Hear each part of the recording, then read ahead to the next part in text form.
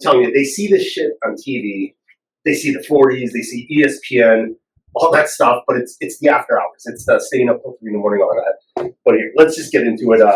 Welcome back for another episode, 217 South Mills. Brought to you by Cabin Coffee Altoona, located at 2922 Meadowlark Lane. As you can see, me and Bill have been enjoying the coffee kind of heavy today. I'm already out, And we're excited because, as they can probably tell, it's not morning, but we're pounding the coffees. I'm sticking with my cold pressed sugar-free turtle with a little half and half. It's that caffeine, but without the sugar. I love it. Absolutely, and I'm still doing my iced breve with sugar-free caramel, sugar-free vanilla, sugar-free chocolate.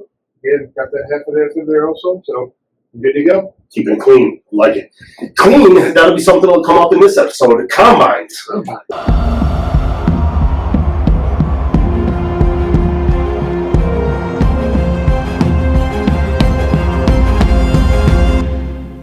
We're talking about the NFL Combine. So after college, I'm not sure how many guys get invited. I want to say around 250 guys throughout the country, mostly seniors.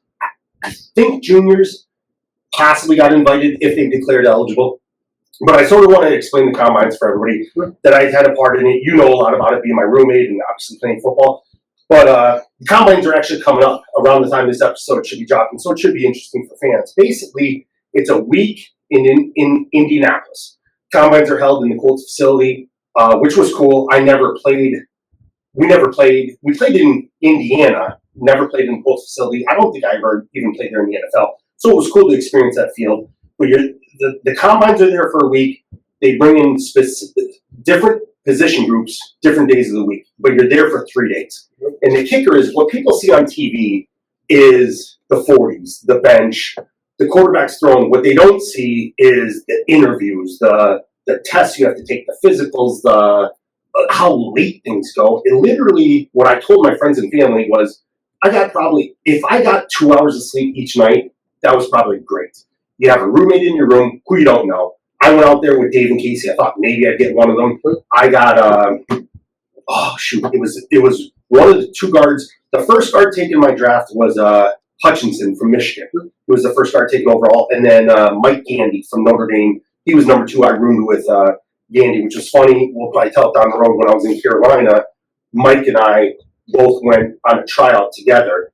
And basically, I got the job at Carolina because he failed his physical. So we both worked out at the same exact time. Basically had similar workouts, both quality guards. But he didn't pass his physical. They kept us both there. We were hanging out we had separate hotel rooms at the Carolina workout, but because they wouldn't let us go home, they would not give us a plane ticket to go home. They said, no, we're going to keep you here until we make a decision. And we basically just said, I got to knock my door. He's like, what are you doing? I was like, come on in. One of us is getting the job. Let's just hang out together and shoot the shit, sort of. But start off, as everybody sees, you get issue gear. We all know what issue gear is, but at the NFL Combines, you get NFL Combine issue gear. The thing that drove me nuts, and I understand, I was number 60. There might be 4 other number 60s. But I don't know what my number was, but there's some guards wearing, or some offensive linemen wearing number 3. Some offensive linemen are wearing number 171. Just these random numbers. So that's weird. You're there for 3 days. This is the stuff they don't show you on TV, is the interviews. I interviewed with GMs of teams, which is mind-blowing. GMs, head coaches, even the interview process, the way they track you down and try and pin you to a schedule. My agent actually prepped me for it. He flew me in. My agent was out of Baltimore. He flew me into Baltimore and basically had his whole staff come up to me and berate me, trying to have me schedule something with this person, that person. And you have to sort of have a good character about yourself and confidence to be please wait, let me finish this scheduling, move on to the next. Otherwise, those teams they'll grab you and literally drag you into the hotel room that they're in to start the meeting to avoid going to a meeting with somebody else. So that was complicated. And then the other thing, we had Coach Huber, Jim Huber, who we talk about a lot, who anybody that got coached by Hughes knows when he draws the play up, after about the first 30 seconds, it looks like a 5-year-old coloring in the coloring book. There's a ton of lines. A lot of these teams would ask us, what's your favorite play? Whether you say zone or power or counter, then they say, draw it on a blank, draw your export. There were guys out there at the NFL Combines that couldn't even draw a defense. Really? Which I was just now granted, our freshman, sophomore year, we probably would have struggled with that as well. We needed it on paper, we needed to see it on film, But by my senior year, I understood the defense just like you did by senior year of college. So that was sort of eye-opening. And then the other thing that blew my mind was piss tests. How many guys pissed hot at the combines? Really? It wasn't one or two. And I'm just thinking, combines are end of February, beginning of March. Your regular season ends, the end of November? Right. You basically get that invite probably by December.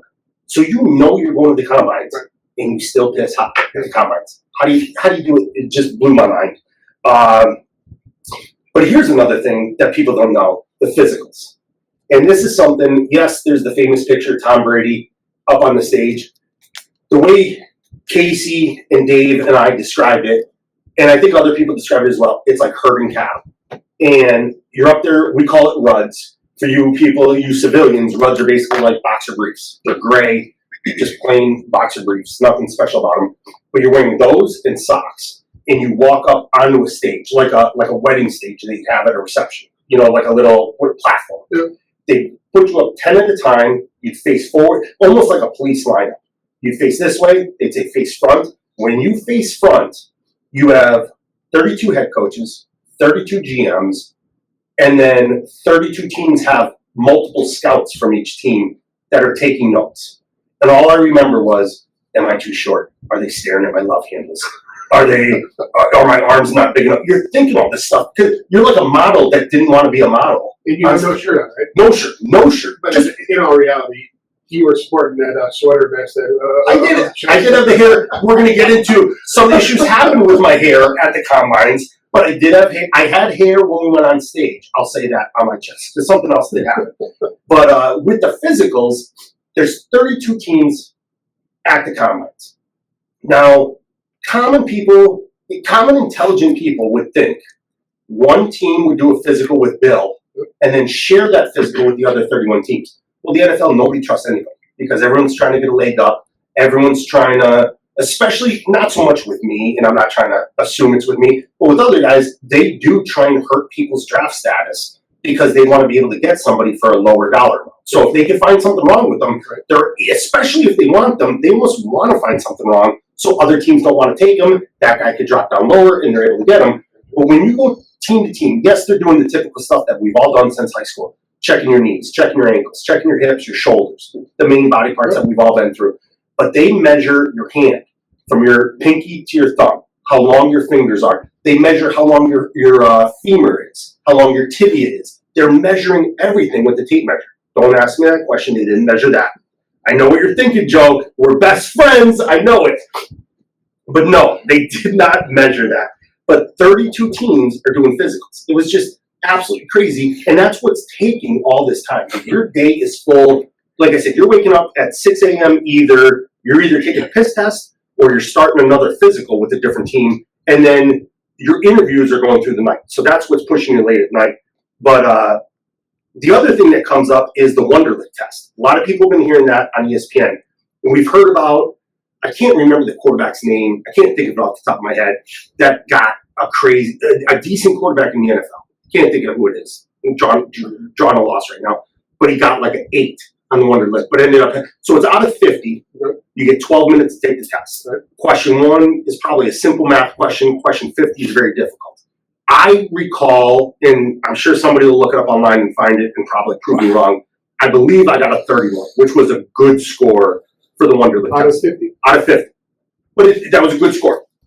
Now, And then again, I'm thinking about your past history of going to class, thinking about like your lack of attention to detail and all that things. So if you're going to tell me, because I didn't do the Wonderlic test, I'm going to take your word for it that 30 out of 50 is a couple. and I wouldn't lie to my best friend. No, I'm not going to lie to you. But we did prep for it. I did take multiple practice Wonderlic testing. But the couple of funny things I have to say about it, one's not funny, one's serious. If you didn't get invited to the combines, we have pro day at our own school, which you're aware of, you've seen before. I am almost positive Dag Retzloff, our big, tall tight end, I want to say he scored a 48 or a 49 on the Wonderlic. I mean, we knew Dag was a smart dude. Yeah. But yeah, he got that score. The funny thing about it, so everywhere we go to combines, we're going as offensive linemen. Because I was out there, it was O linemen, maybe there was D linemen, and I think kickers were in our group. So not with us, but Yeah. those were the 3 position groups that were there for those 3 days. And they take about 20 of us O-linemen into a conference room in the hotel, and the mediator or whatever, the teacher for that test, basically as he's handing it out, goes, fellas, I'm going to say this a couple times, so make sure you hear me. No test is alike. So do not cheat. If you cheat, you're going to get a bad score. So he hands the test out. He goes, I want to be so serious about this. When I say go, I'm going to go out in the hallway and have a coffee with one of my buddies. I'll come back in at 12 minutes to let you know the test is done. So he says go. So I'm, boom, flip the test over, start marking my answers. About a quarter of the way through the test, I was just like, take a seat back, stretch a little, take a deep breath, be like, all right, let's get back into it. But before I do, I glance around the room and I look and I say, everybody's cheating off each other. And I actually knocked on my table. I'm like, guys, they just said don't cheat. You're going to get a lower score if you cheat. And they're just like shrugging their shoulders, being like, what do you got for this? Like literally talking to each other, asking, what do you got for number 8? Like asking and filling in the answers. So I just thought that was crazy. But then you wonder why guys get 6 on the wonder list. Right. That's why. You know, you either don't give a shit or you're copying off somebody else. Right. We did see our offense coordinator, Brad Childress.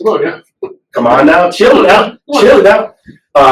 Chili was our offensive coordinator at Wisconsin for the first Rose Bowl, the 98 season, 99 Rose Bowl. Chili was a little bit of a different cat. We liked him, but, you know, he managed us. He managed Mike Samuel, and, you know, Mike was that hard-nosed quarterback. It wasn't like he really had to coach Mike up that much throwing because Mike was running the option and we were running the ball. Right. So it wasn't like he had an air attack team, right. But he was the OC or quarterback's coach at Philly at the time with the Eagles. And me, Dave, and Casey, obviously we're coming off, we had won back-to-back Rose Bowls. We helped our running back, Irma Heisman, in Ron Dane. And every NFL team wants to talk to us, whether they're going to draft us or, you know, none of us expected to be a first-round draft pick, but every NFL team at least wants to meet us, just in case. And knows who you are. Exactly. Because of what you guys did. Absolutely. You know, like, we felt like we walked in there with our shoulders back a little, that we had earned the respect from what we put in during our college days. And the Eagles aren't coming up to us. Right. And we thought it was crazy. Like, the Eagles need an O-lineman. Why wouldn't they at least meet with us? Why are these teams that we're like, there's no way they're going to draft any of us? They want to sit down with all 3 of us at different times and meet with us. We actually, the 3 of us go up together to approach Chili and ask, hey, you going to talk to your line coach and hook us up? And just sort of like shrugged his shoulders and walked away. Like, you didn't give a shit. We're just like, fuck you, Chili. You don't you don't want to help us out. Like, we're not asking to draft. Like, don't do a favor for me. Don't draft me just because. But you at least know my character. You know my work ethic. You know what we've produced in the past. Absolutely. It is just not something that's going to fit into the Eagles organization. Absolutely. Why would you not? You know, just like you said, you know how we produce. You know, I never came out of a game in college football. I think Casey missed maybe 2 games in college football. And Dave, if Dave didn't break his ankle, Dave would have been neck and neck with me. Or no, I'm sorry, Dave would have had one missed game. So if Dave didn't break his ankle, I think I finished with 50 starts. Dave would have had 49 and Casey would have had 48. How do you not sit a guy down and have just a meeting? So that was crazy. Now, here's where it gets a little bit funny. Leading up to the draft, and the draft obviously is going to be a different episode. We already have in the works. We're not going to share it, but we got something special for the draft day. But leading up to the draft and the combines, right before the combines, we were all training for the 40, the 2 1/4 test, which is the bench test. How many times can you do 225? Which I don't even think we're going to talk about that because I think I'm not going to throw Casey and Dave under the bus, but all 3 of us. We did okay, but nothing to brag about. There's guys there throwing up 2 1/4, 42 times, 44 times. Yeah. I think at best, the 3 of us were probably all around the low 20s. You know, like very low 20s. Respectable, but nothing to brag, nothing to write home about. But prior to the NFL combines, I tore my quad muscle at Wisconsin training with John Detman, who was training all of us for the combines. I tore my quad, so I couldn't run at the combines. Fast forward to pro day, basically when the teams came in for Pro Day, they all told me you have to run. So I ran, and every 40 I ran, I was trying to give it my all, but I also felt like if I push a little bit harder, that thing might snap. Basically, you're nursing. I'm nursing. You're probably running at like 85%, 90%, but trying to get the best time I could, and I was producing shitty times I don't even want to bring up. Right. So fast forward to the draft, and everybody knows I ended up getting drafted by Green Bay, but at the time, I only knew Green Bay had a lot of interest in me. Ron Wolf, it was his last year GM as the GM, so I was the last pick in his, or the last draft class in his GM tenure. The day before I was going to go to Scranton, Pennsylvania to watch the draft with my family, Green Bay calls me up and they go, hey, we're sending a scout down to Madison. We want you to run the 40 one more time. And I'm not going to mention the scout's name. He doesn't work for the Packers anymore. But this story, I never told it when I was playing, and I've never told it on the air until today. I've told it in small groups.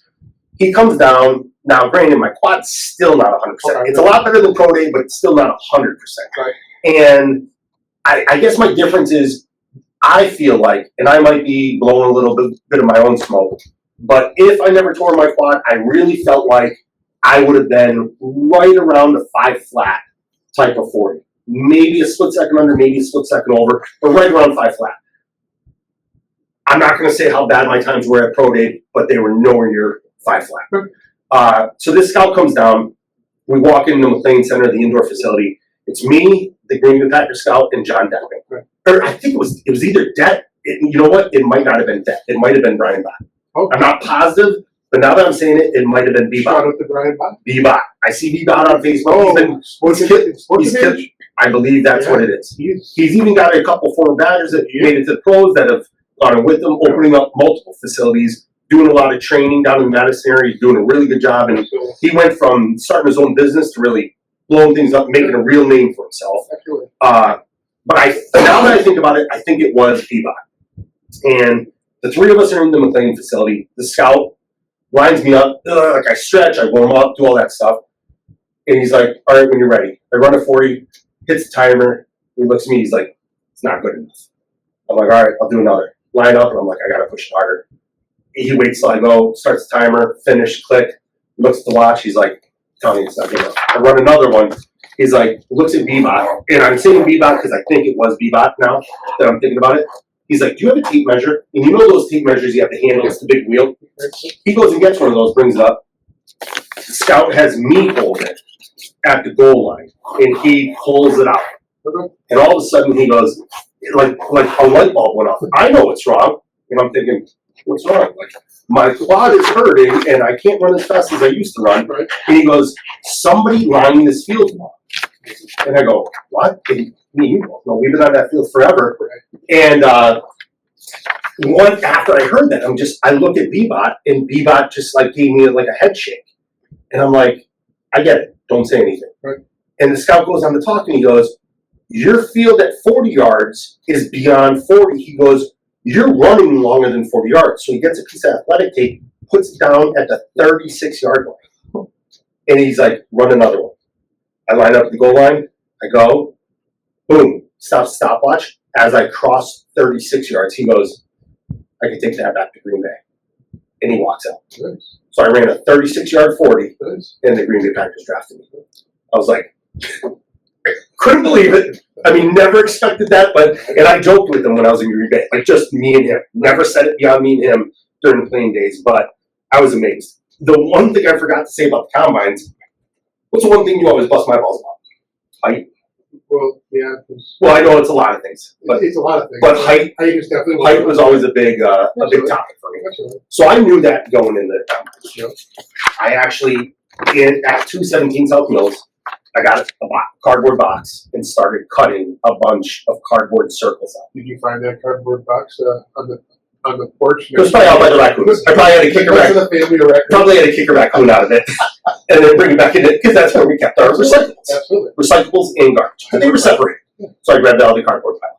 But cut a bunch of circles, threw it in my luggage with a roll of duct tape. Okay. So the morning that I knew we were going to get measured, I duct taped 4 circles under each heel and put my socks on. Because I asked the guys that were seniors the previous year, do they make you take your socks off when you get measured? They said no. you take your shoes off, but socks do not come off. Really?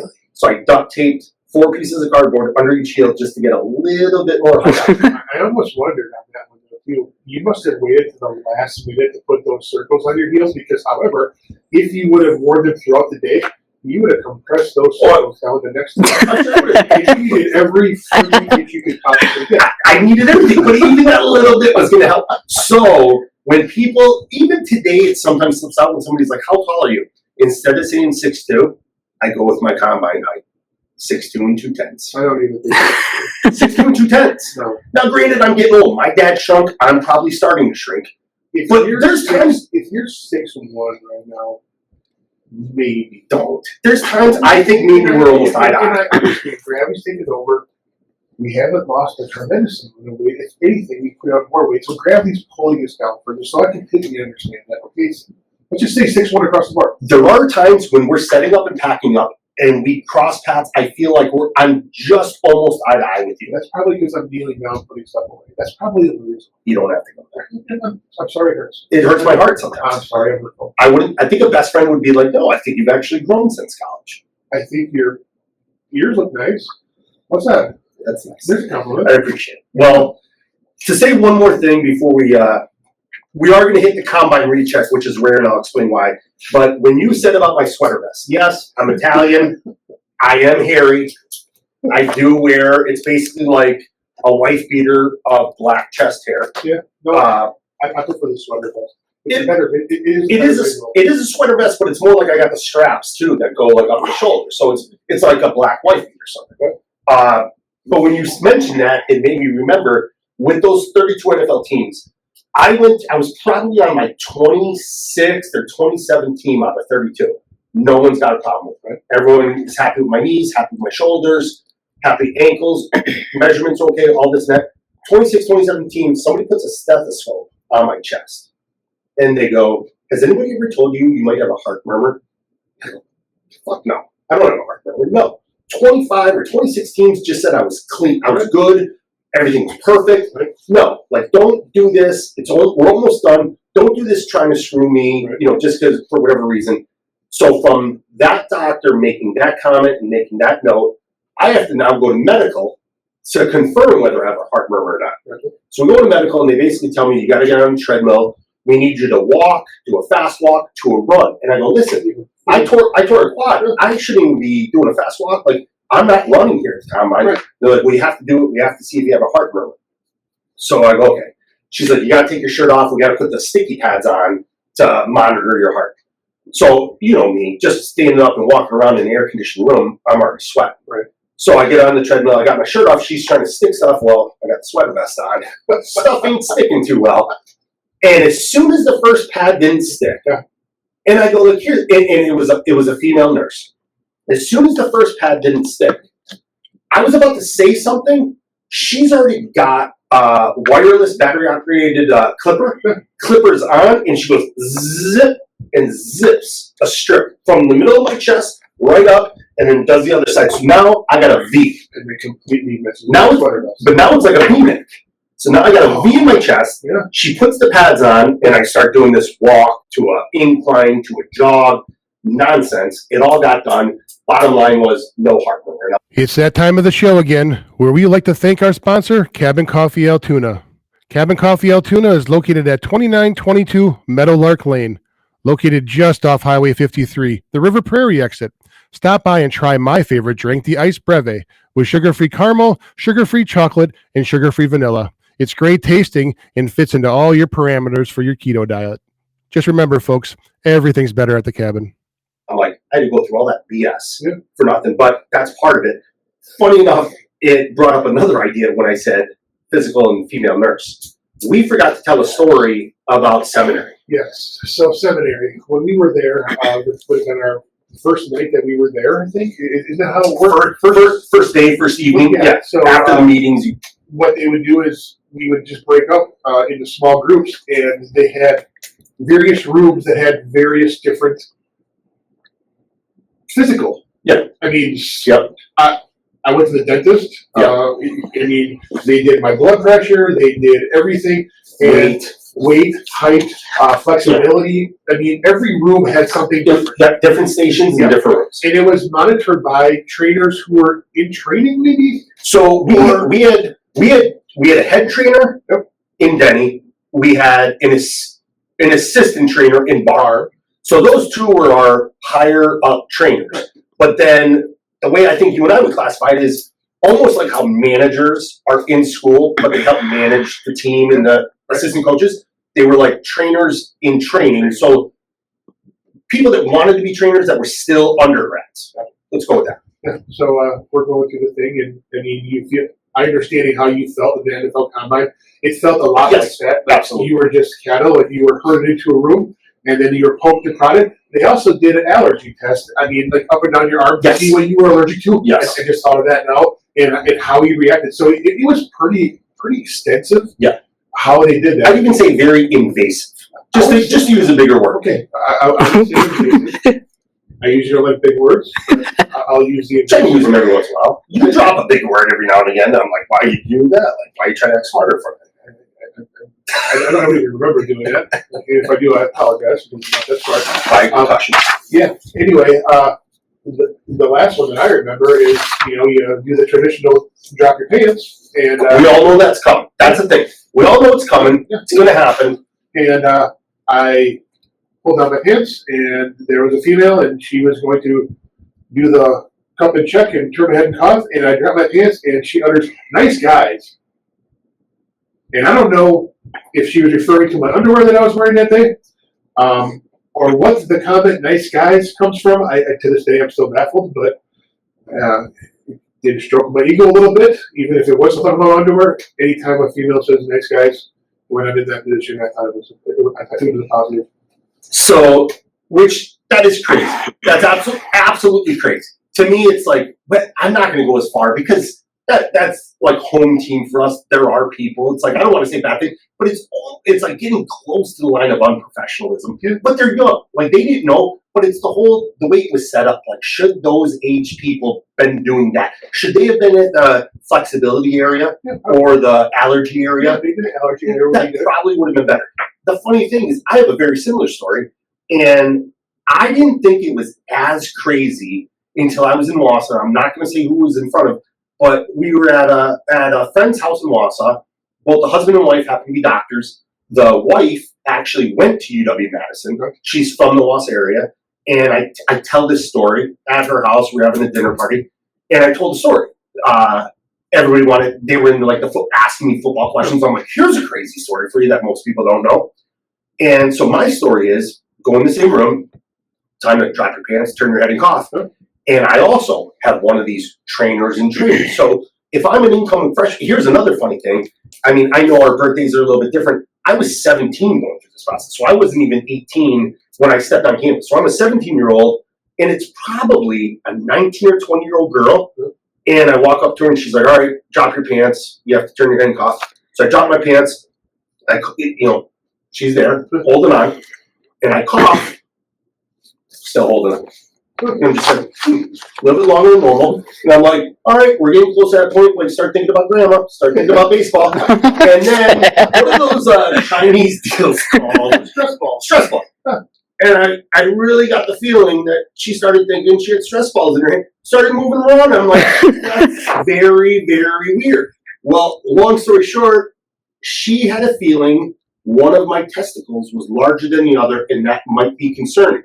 So while playing with the Chinese stress balls, she calls for the trainer to come in, and I'm like, this is very weird. Like, when are we going to let go? Maybe let go, I'll pull them back up till the trainer comes in, and then she held them the whole time like they were going to run away or something.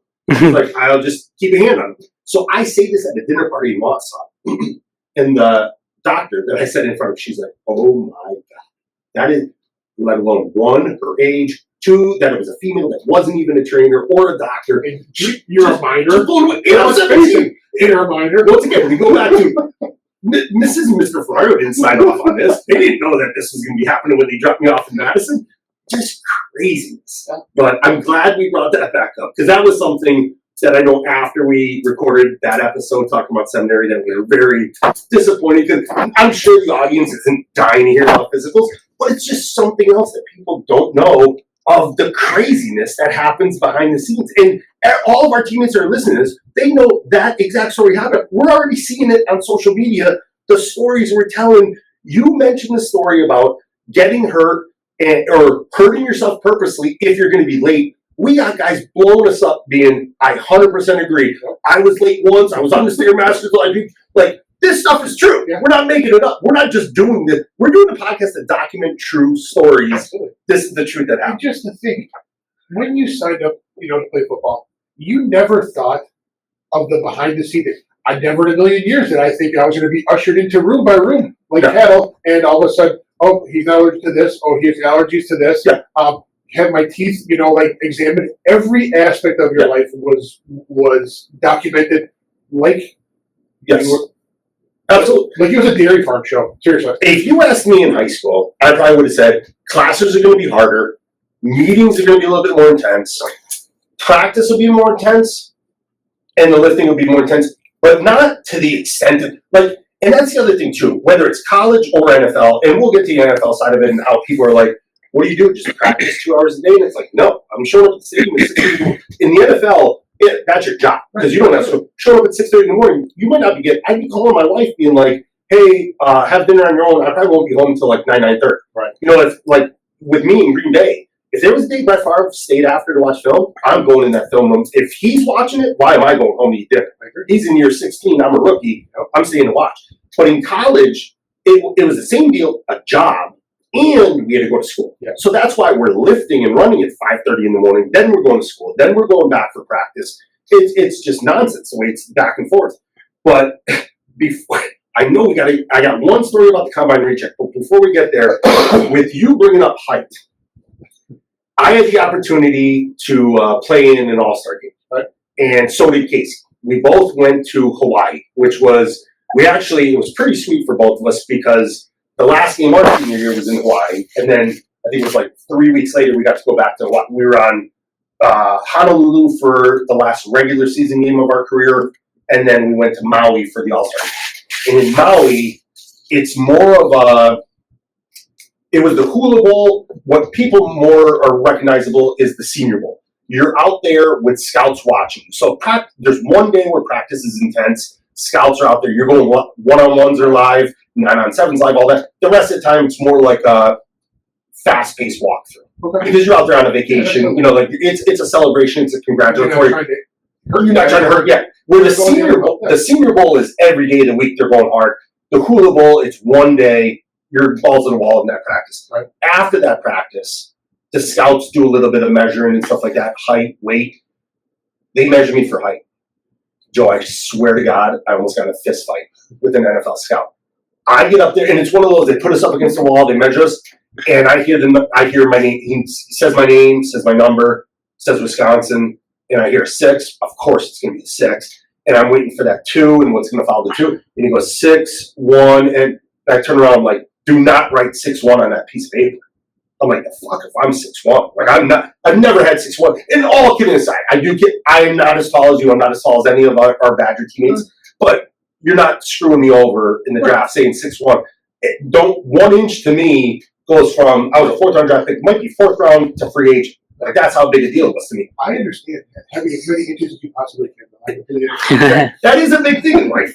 But almost got in a fight. Thank God for my teammate, Casey Rabach, pulled me off, didn't allow anything to happen, and nothing bad did happen. But that's how serious I was back then about height. And you guys kept the fire going. There was always fuel. You, Dave, Casey, always making comments. Hell, I had a freaking Madison reporter, I think it was 1997, talking about how good Ron was, and then he decided to talk about the line. And what did the guy call me? That stuck for 4 years. I remember. The baby badger. The baby badger. I'm like, I'm trying to carry this persona of tough guy, hard ass, never gives up, never gives an inch. Calls me the baby badger. And then who remembers that name? Ron Dayton. Wins the Doak Walker Award.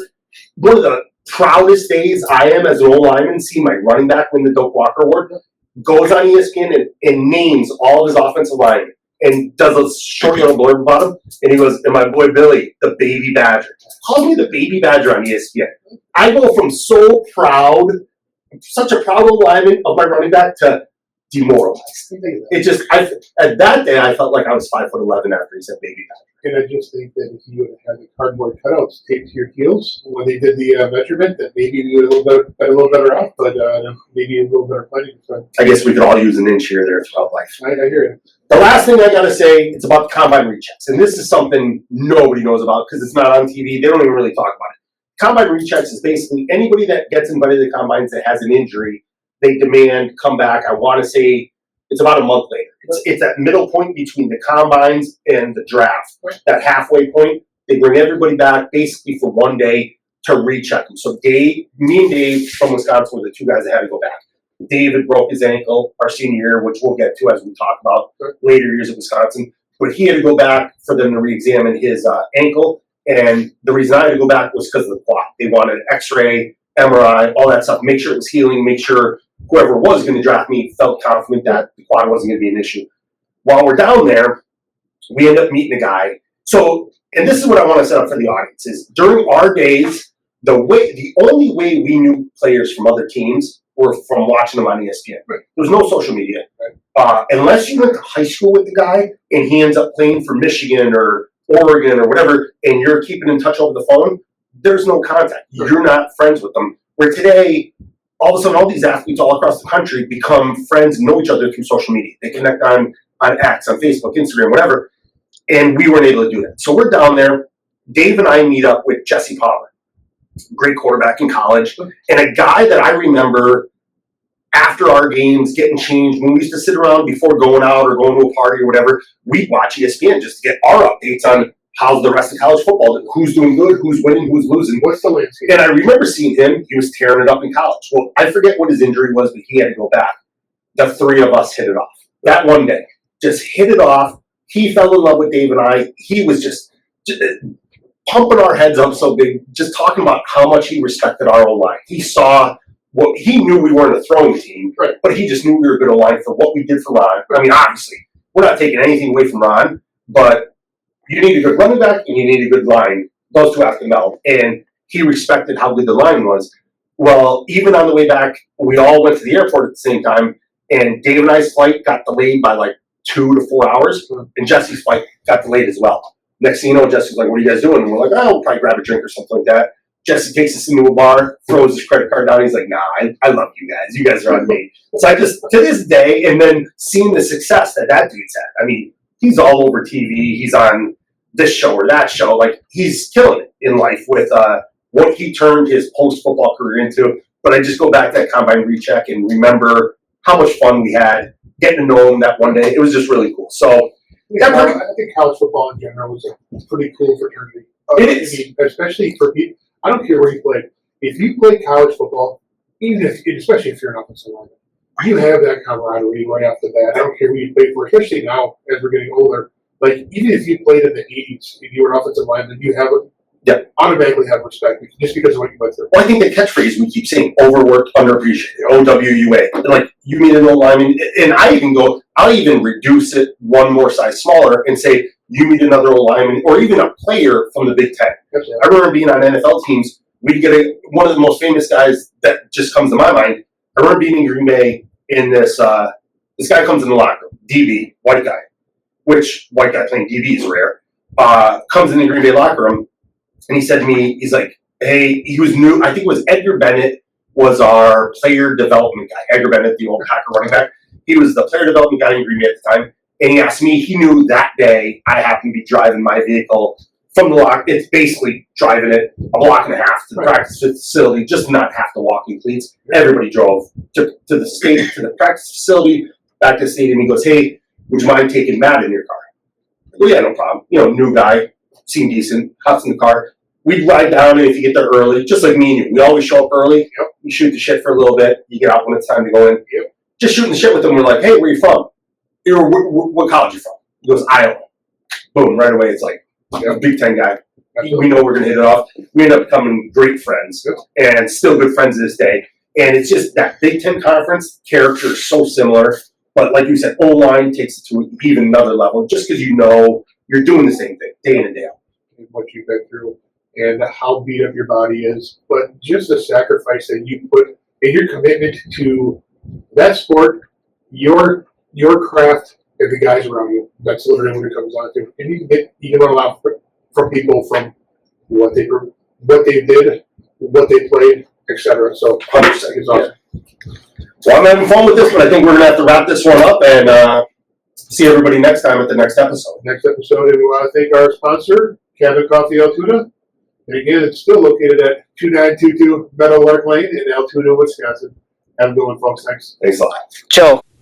Thank you for listening to Joe and I today. We hope you enjoyed your time with us. If you like what you heard, please give 217 South Mills a 5-star rating on Apple Podcasts. Go tell your friends about us. Like and follow us on Facebook, Instagram, X, TikTok, and YouTube. I'd like to thank Cabin Coffee Altoona for sponsoring us.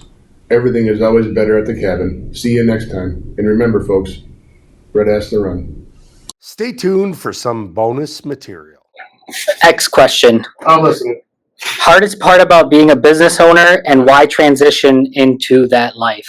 Hardest part about being a business owner, you know, it's been interesting, especially I've learned so many valuable lessons from football and law enforcement. I mean, a lot of the same, how hard you work, how hard you drive. The difference is it's more finesse and not blunt force drama.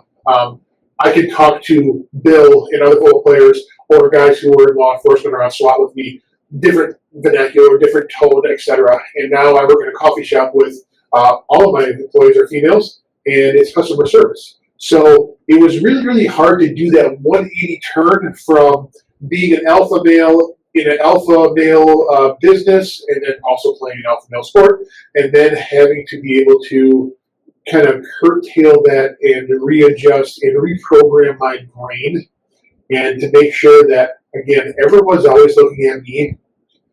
I have to have the face on. And if I have a bad day, I have to have the exact same face on. And I think that was probably one of the hardest things for me to do.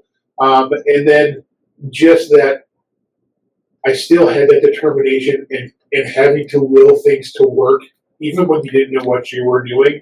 And even though it was fun, and even though it was hard, but the foundation for football, playing offensive line, and being in law enforcement, and just the values that I learned in that transitioned over to a business. And I think, Billy, you've been around enough and you see how we do things here.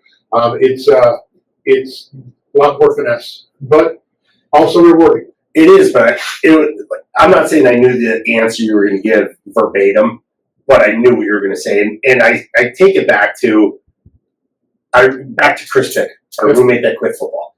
And I remember when he went to become a lawyer, and I forget what that time frame is to become a lawyer, but he did it like a semester faster than normal. Yep. And I remember asking him, because just guys like us, where we grew up, the grades we got, being a lawyer, I was like, I can't make my 7:30 class in the morning. Yeah. You decide to quit football and go be a lawyer. Like, that was mind blowing to me. And I remember saying to him, how are you doing this? Like, it really blew my mind. And he looked me dead in the eye. He goes, Bill, you're doing football. He goes, and he said to me, he goes, what I realized was, if I could do football, nothing in his life is going to be as hard as football. And that's the way he looked at it, was, if I could do that and succeed at that, Right. I could put my head down and go to work and get it done. And looking at you, like, just all those little things, like the attention to detail, the practice for perfection, the getting there early, like all those little things. Like, the people out there don't see it as football, but it was embedded in you from football. And now you're carrying it over into business, and that's where I think you see that success. And it's those. I think where you see failure in life, I think it's people don't have that foundation that we were blessed with through football. Right. I agree. You know, and I would have my moments where I would lose my shit completely, and that was always behind closed doors or to my wife. And some of those were rough times, but just the ability to, no matter what, you can't quit when it sucks. You can't quit when you're losing your ass in money, and you can't quit because everybody's depending on you, and there's nobody to call. It's you, so you got to figure it out. And then, put a smile on your face every time and bite your tongue and swallow the blood and keep on moving. Well, like we said earlier, like I go back to football. You get injured, what do? Yeah. You suck it off, keep going. Absolutely. You have a concussion, bell rung, whatever. Yeah. You're not going to let your teammate down, just like you're not going to let your family down. You're not the last thing you ever do is let your staff down. Yeah. You know, you're always the guy that steps in. And to me, like me being your teammate, I look at you got that from football. Yeah. You know, like just like you literally had to have a doctor and the head coach say, Joe, your injury is so severe, we are not going to allow you to play. Like that it had to come to that. If they didn't say that, you'd probably have been out there like what was his name, Youngblood or whatever from the 70s that played with a broken leg taped up. Like that would have been Jack Youngblood. Yep. That would have been Joe Grabowski. Let me just tape it up and hobble along. Like you're not going to give up. You're going to do that for your team. You're going to do that for your family, for your staff. I agree. Any more questions? Bill, X message. Wikipedia has you at 5'11" and a half. What do you have to say?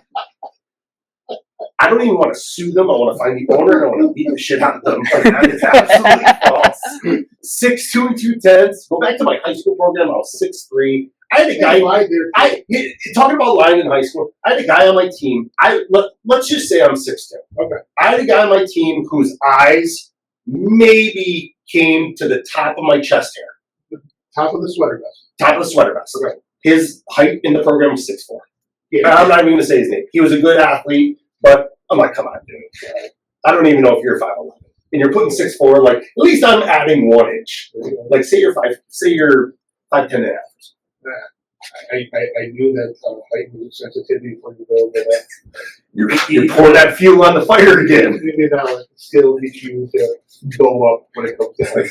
Don't pour gasoline on my pilot. I'm not gonna lie, It makes me happy. I know it. It makes me smile and it just gets me on. There's not many things that make you smile, but that does. It does. Poking the barrel down. Last question on Instagram. Who lost more brain cells or has had more concussions? That's a tough one because, and I think we touched on this last time. Like, we always thought, like, my first concussion was age probably 10 or 11. Yeah. Got my bike, especially on there. Like, that was my first concussion. That was my first severe one where we took me to the hospital. We thought we maybe had a little bit of a brain bleed. And then, very similar, if I said 5 or 6, I thought major. But then you went to some seminar or did some talk, and you're talking about all the stupid signs that you've been concussed. And I'm going, Seeing stars, getting your bell rung, the thing the piercing in your ear, whatever, ringing in your ear. ringing in your ear, Yep. all those little things, symptom of concussion. I think to take it a step further, not so much who had more or who had worse, it's why do we have concussions? Here's something that we just got done with the combine list. At the combines, and I forgot to say this, I'm glad I thought of it now, just to say it, to put it on record. Every single team that you talk to, they say, who's the toughest guy you played against? Yep. And respect back to my team, I looked at every single head coach, every single line coach, and every single GM. I go, our defense. I go, look at the stats on our defense. Absolutely. Look at half of our defense is here at the NFL Combines. Absolutely. Like Wendell Bryant came out as a junior. Ross Scalagi played how many years in the league? Chris Burke is a junior. Tom Burke coming up. Chris Cadorzi and Donnell Thompson playing linebacker. John Favre when you got to pull on the counter. I'm like, these are the guys we're banging heads with every single day. I would take any team in the Big Ten versus our defense, and we had to bang heads with those guys every day. We gave each other concussions in I'll practice. tell you the hardest I've ever been hit. Was that snake in the grass, Jason Dorian, safety. Yeah. In practice, he electrocuted my ass. I pulled around the corner, looking at it in time for the backer, and he got underneath me. And I saw the turf, and I'm running, and I'm about to lay into a linebacker, and then I saw the blue sky, and then I saw the turf when I landed, and he's standing over me, grinning ear to ear, and just electrocuted my ass. I had the honor, I think it was at the day they named Camp Randall Barry Alvarez Field to introduce my son to Jason Dorian. And I said to my son when I introduced him, this is Jason Dorian, phenomenal safety. Jason wouldn't be able to play football today. My son goes, why? I go, because he used to put people to sleep on the field. Yes, he did. Like, he'd hit people, they would be snoring. Yep. He didn't just hit them, knock them down. He put people to sleep. Like, and it was normal for him to do that. He'll walk on.